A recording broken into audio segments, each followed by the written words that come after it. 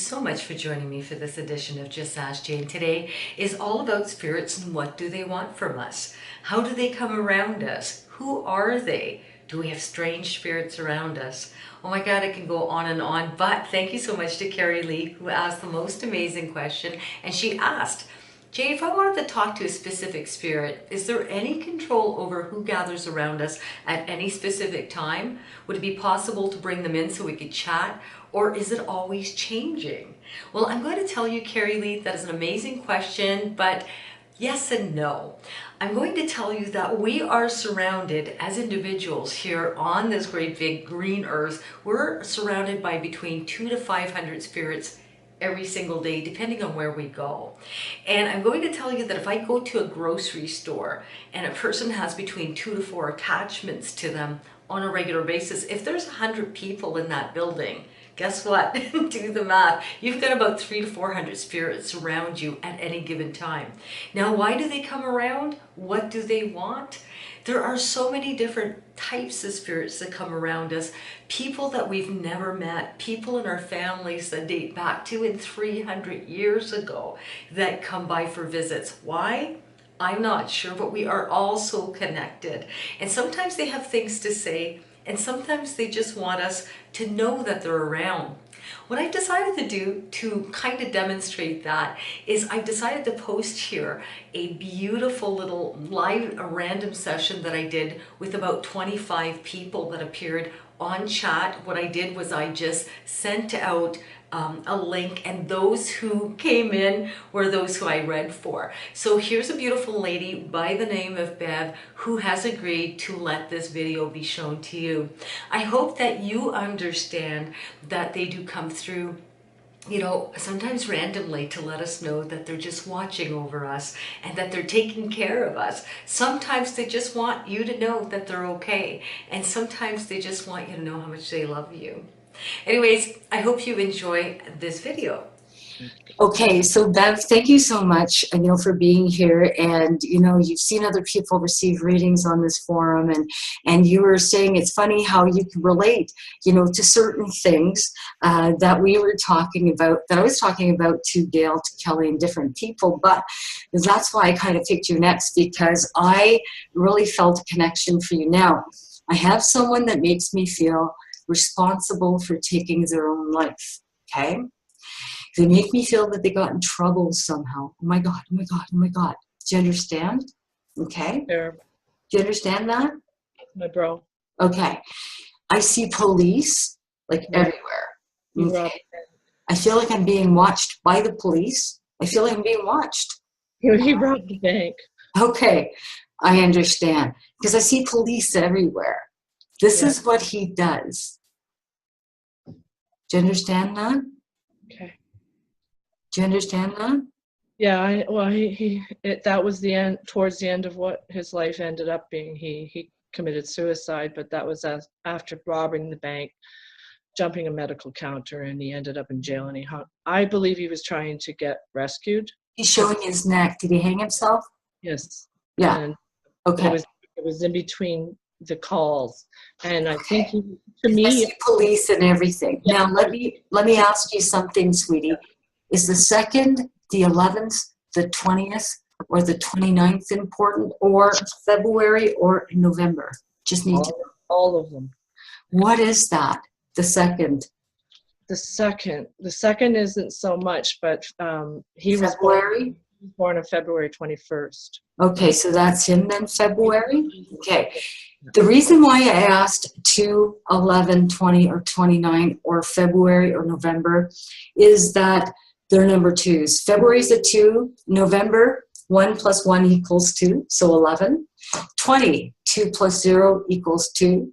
29, 2 plus 9 equals 11. 1 plus 1 equals 2.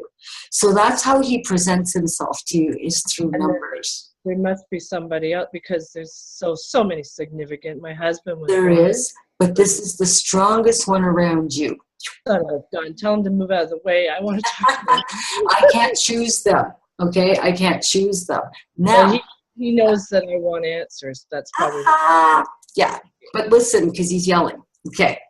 Now, can I ask you a question? Meatball sandwiches. Yeah. Why? Just my son, he used to like the meatball sandwiches, and he's gone as well. Okay. He's around you all the time, too. He's having a meatball sub. Yeah. Yeah. From Subway. Pardon me? His favorite from Subway. Yeah. But he's having a meatball sub, and he loves them, and he loves you. Now, he says that you've been, and don't get mad at me. Not at all. Okay. Says you've been pissed off lately. He has, or me? Pardon? Who's been pissed? Didn't hear you. I said, who's been pissed? He says you've been pissed. Oh, yeah, man. Yeah. He says you've been mad. Okay. Very angry. And he says, oh, slammed the cupboard the other day. Jesus Christ. I mean, pardon my French. A lot of cupboards are getting slammed. Yeah? Oh, Jesus. Better cupboards than people. Sorry. Okay. And I understand this human side. Okay? Because you have so much hurt inside of you, Bev, that it's hard for you to keep it in. So I feel like you're like a little volcano, just ready to explode because you've had so much loss, and you don't really feel like yeah, you know what I'm saying? I'm okay with them being gone now, but I don't feel relieved. It's like you don't. It's like you haven't had the closure on it yet. You're trying so desperately to find that. Yeah. And I understand that. Losing a child, Bev, is the most difficult thing in the world. I don't care what anybody says, a day old, 2 days old, 3 days old, 10 days old, 100 years old. And I've had to raise my daughter all along this whole miserable ride, and she's 19. I understand that, sweetie. It's been tough, and she's had a lot of repercussions, but she's still fabulous. Yeah. Yeah. It must be all the guardians. You know what, honey? Everybody has chosen their life path except for the one that is responsible for his own life, but he's clearly through to the other side. Yeah, clearly, because I couldn't talk to him. He's very, very descriptive, and he's full of piss and vinegar. Excuse me. He's a funny guy. Oh, yeah. Mine. Yeah. Someone shows me an emerald ring, too, or a very dark ring, so I don't know why. I have all my mom's jewelry. Okay. I have everything of my parents. Yeah, but beautiful emerald type of ring is the way I see it, and it's absolutely gorgeous. The white chair on the porch. Yeah. Yeah, that's where I sit beside you, Mom. Oh, wow. Yeah. Cool. Do you still have the silk flowers there? All flowers, yeah. My dad's flowers. Yeah. Phony roses, but they look so real. No, they're silk. They're beautiful. He says there's even some with the little teardrops on them. There are. Yeah, with the little water drops on them, Mom. I see them because I sit on the little water petals. Yeah, and since I lost my sister a few years ago from Alzheimer's, and I'm because of that, I'm able to kind of let everything go now, and I'm coming around the bend finally. You know what? You're going to be okay, honey. It's just it's just a lot of loss. You've helped me a lot. You've helped me understand death, the feelings and the ramifications, and I've met with people who died. Like, yeah, so I get it, and I'm okay with it. Well, the thing is, it just makes our lives a little bit easier to live when we understand death a little bit more, where we're going. You know, so many people that lose their children want to die so badly. They don't want to be alive, or they want to commit suicide, because I deal a lot with that, and it's so hard because I'm not a counselor.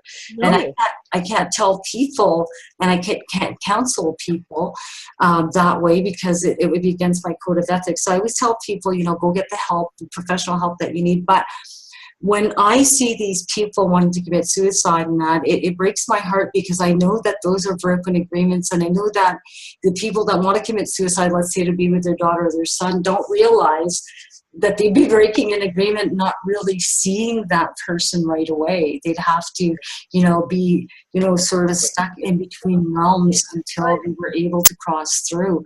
But the thing is, everybody does cross through. So I don't want anyone here thinking that you're stuck and, oh my God, because like your brother, oh my God, he's your first spirit through, honey, you know, and he's so, so happy. But you know what, Bev, you've got better things coming ahead, one day at a time, sweetheart. That's all you could do. You know, you've got a good friends, good support. Sometimes you chase people away. I'm a loner because I think I'm so sad.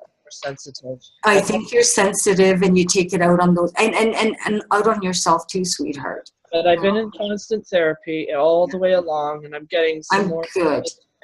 very intense therapy is coming right around the corner. So I'm happy. I'm happy for you, sweetheart. But you know what? Keep positive. Keep on watching all of the positive posts out on Facebook. Hang around with people that are positive. And you know, before you react to something, let's say, because you're grieving.